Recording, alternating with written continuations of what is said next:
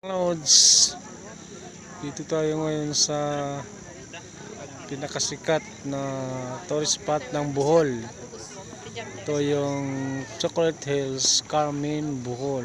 Ayan, mga lods, oh.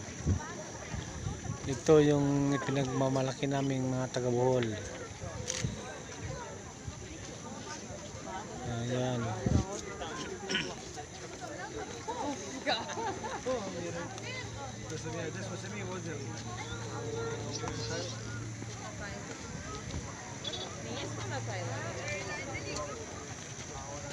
Вода.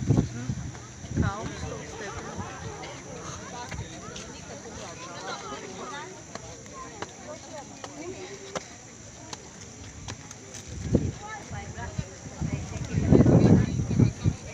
Потому что много людей надо.